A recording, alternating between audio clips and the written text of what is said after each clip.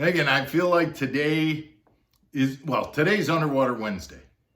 So we're in the pool. We are. But we got a viewer who saw our Unpegged Texas rig versus the Ozark. He said, "No, Mark, you got to do Unpegged Texas rig versus the free rig." Okay.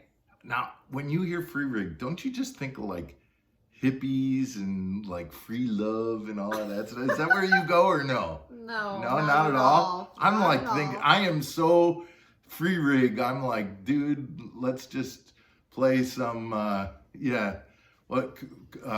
let's play some Grateful Dead and like just roll around in the mud and do free rigs. Well, you lived through it. I did not. So anyway, guys, we're gonna be in the pool and we're gonna compare 4 different baits: free rig versus unpegged Texas rig.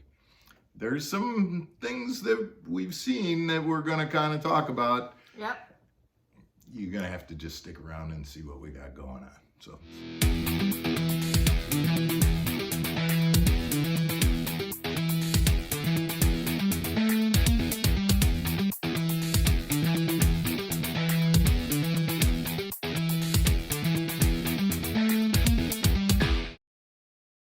Welcome back to MFO, everybody. I'm Mark Fisher. I'm Megan Fuller. All right, so we were in the pool and we took an unpegged Texas rig and we put 4 different baits on. We put a Cinco, we put a Pit Boss, we put a brush hog, a baby brush hog, good job, and we put an Elastec worm because we knew that floated, so we wanted to see whether there was anything with that. I like that one the most. Yeah, and that really looked good. And with the unpegged Texas rig, I think we saw the same things that we saw when we were comparing it to the Ozark rig. It would fall fast, but then when that weight ended up hitting, then the bait would glide. Mm-hmm. And when you've got a bait, for example, like the Cinco or the worm, it had kind of a quick fall and then it would slow down. When you had a bait like the Pit Boss or the brush hog, it would do that little gliding kind of action, which again, I think is a triggering type of action, especially when you get that Pit Boss that spirals or the brush hog that has the tails that kind of keep fluttering.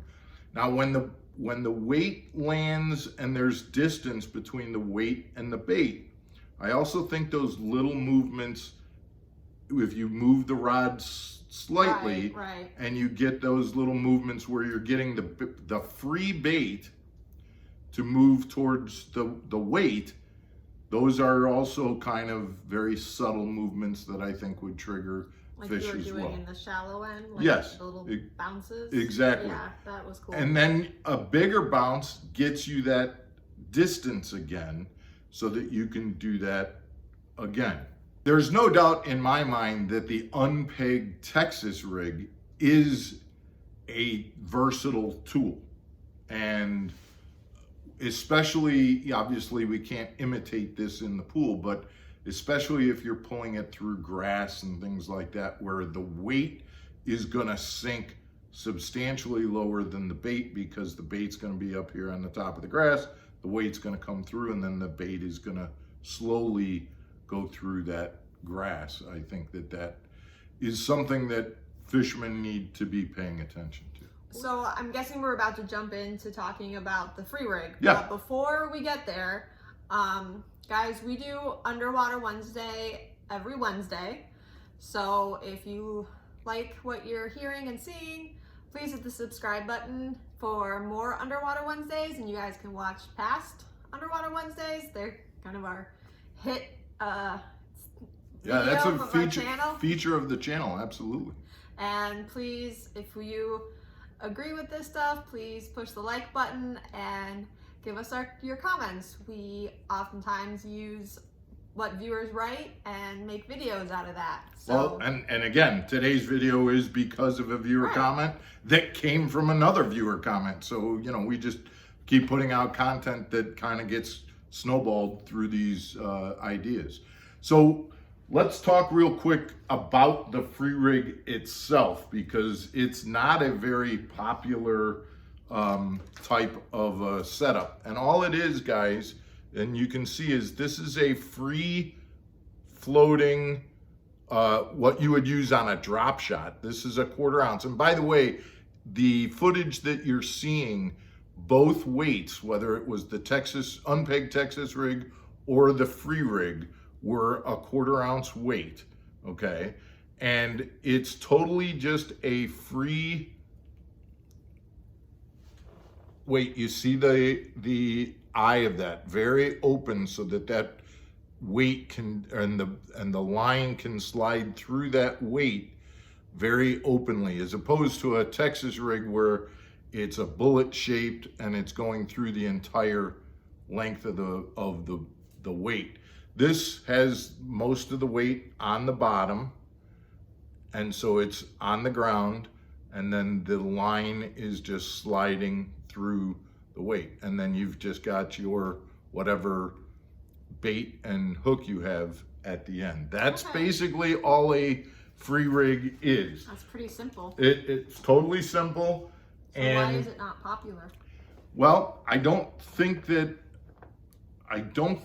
there's a whole huge amount of difference, as we saw in the pool, between using a unpegged Texas rig and a free rig, okay?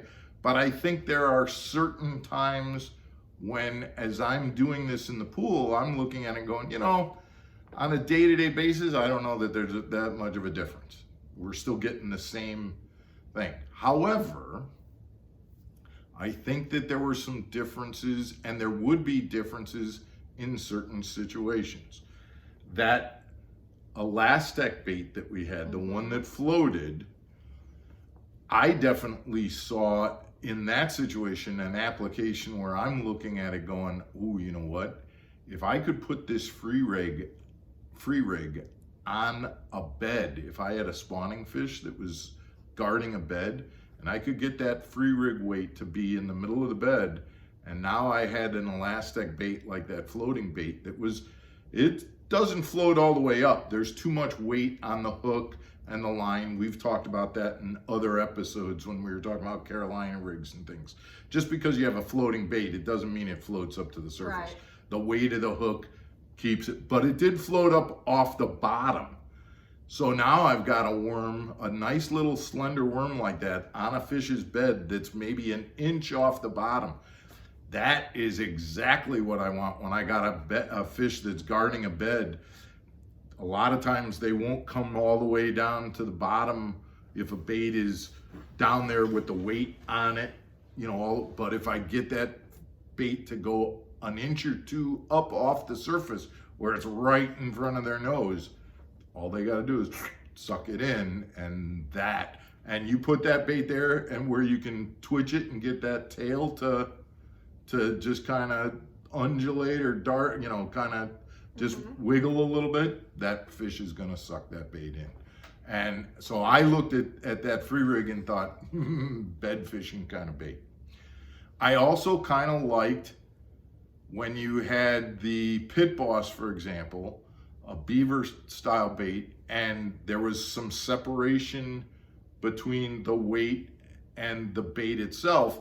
What you could do to kind of slowly get that bait to move, and you're moving the bait and not the weight. The weight's staying on the floor of the lake, and the bait's actually moving towards the weight. I like that.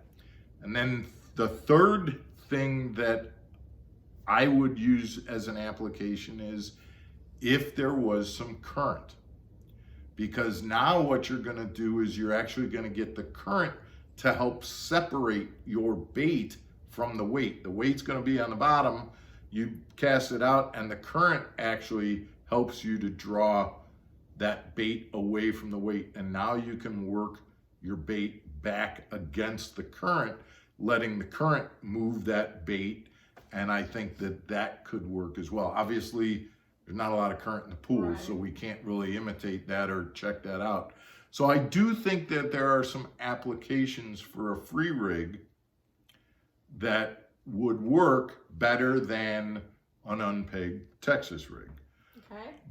But overall, that free rig, if you're just working it like you're hopping a bait along the bottom, I would rather use a Texas rig, to be honest. It's more streamlined. You still get the separation, and that egg-shaped weight going up and down actually makes the bait do a lot of twists that are too exaggerated and I don't think help you at all when it comes to actually fishing. So I definitely have some ideas about where I'm gonna maybe apply a free rig, but I don't know that the free rig is my new best friend when it comes to that's all I'm gonna be doing from now on. But I'd certainly like to hear from the viewers about whether you have ever used this rig, whether you know about it, and whether you've found any success, and maybe certain baits that you've found more success with than others. It's kind of an interesting technique, and again, we are so glad that our viewers said, "Hey, can you show us about it?" This is one of those situations, Megan, where I'm learning so much from doing this channel, and it really excites me about doing it and being able to bring this stuff out to you. So, guys, if you have more info, send it, and let's all learn together on this one, okay? Sounds good. We appreciate the comment and the suggestion. Keep them rolling, guys, and thank you for tuning in. And we appreciate your time in watching the video, and we will see you again tomorrow on another episode of Mark Fisher Outdoors. Take care, everybody. Stay channeled.